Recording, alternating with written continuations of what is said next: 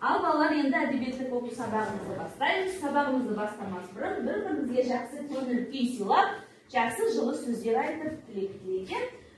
Диляра, мен саған зор денсаулық тілеймін. Ақылды бол дейді.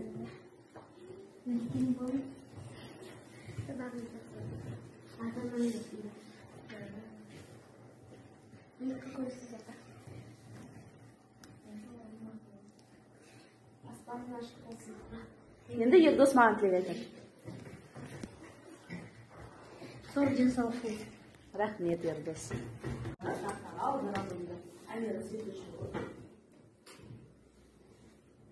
Сәлеметсіздерме, 4 сынып оқушылары. Менің есімім Сәлібек Түгел Мәденұлы. Мен Шығыс Қазақстан облысы Ұлан ауданының Амангелді ауылының тумасымын. Бүгінгі сіздердің сабақтарыңызға өзімнің «Бақыт деген не» атты аудармамды ұсынып отырмын. Әуелі сіз үшін бақыт деген не деген сұрағыма жауап беріңіздерші. Бақыт деген сіз үшін не деген сұраққа? Ал, Сыңғыс? Бақыт деген біздің бала шығармалар. Тағы, Миржан?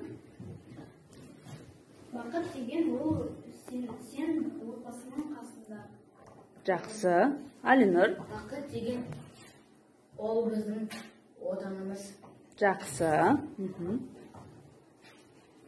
Бақыт деген ата-анамыз қасында жүретін. Жақсы. Тағы кім? Абихан? Бақыт деген біздің отбасымыз. Жақсы. Тағы кім айтам дейді? Ал Райхан?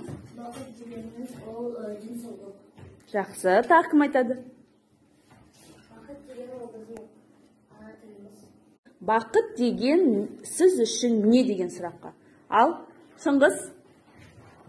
Бақыт деген біздің бала шығармалар. Тағы, Миржан?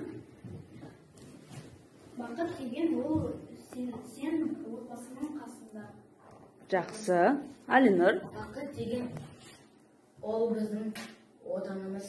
Жақсы. Бақыт деген ата-анамыз қасында жүретін. Жақсы. Тағы кім? Абихан? Бақыт деген біздің отбасымыз. Жақсы. Тағы кім айтам дейді? Ал Райхан? Бақыт дегеніміз ол денсаулық. Жақсы. Тағы кім айтады? Бақыт деген ол біздің ана тіліміз. Ертеде бір бозбала болыпты. Ол өзінің кедейлігінен айтып, үнемі мұңаяды екен. Ой шіркін-ай, мол байлығым болса, өмірім де жақсы болар еді.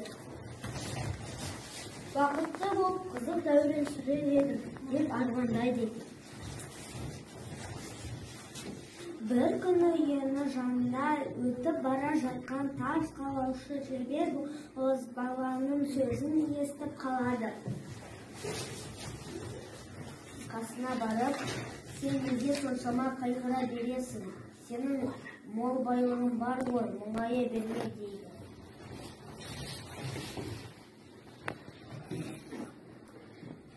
Менің байлығым бар дейсің бе? Деп бозбала таңғалады. Қайда ол байлық? Қандай байлықты айтып тұрсыз өзіңіз? Сенің баға жетпес байлығының айналымды анық көретін көздердің дейді қария.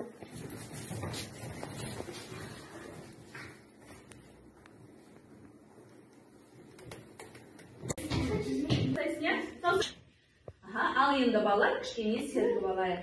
Қазір біз сендермен жаңбыр деген сергіту сәтін жасайық. Қазір мен жасаған іс-қимылды менен кейін менің көршім қайталайды.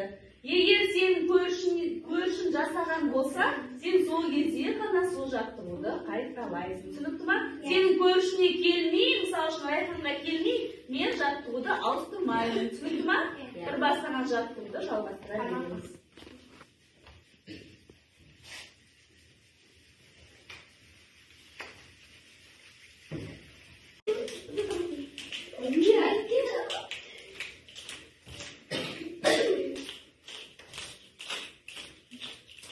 кешеде бір бозбала болыпты.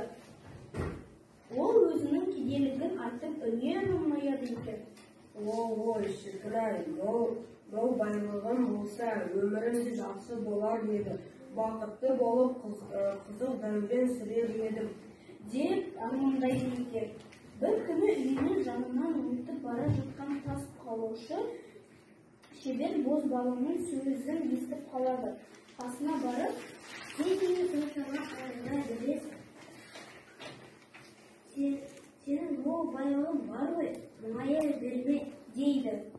Менің байлығым. Ал енді балалар, бүгінгі сабағымызды қорытындылай келе, бақыт деген не деген әнмен барлығымыз бірге таныс ән, соны бірге орындайық.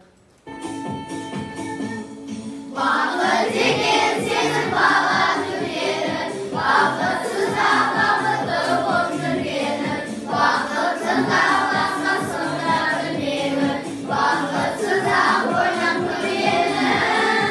Бақыт деген сенің бала күндерің, бақытсызда бақытты боп жүргенің, бақытсызда басқасында білмегің, бақытсызда ойнап күлгенің. Жақсы балалар, жарайсыңдар. Әрқашанда осылай бақытты елімізде бақытты балалық шақпен өмір сүруге тілектеспін сендерге. Осымен сабағымыз аяқталды. Сау болыңдар. Сау болыңыз.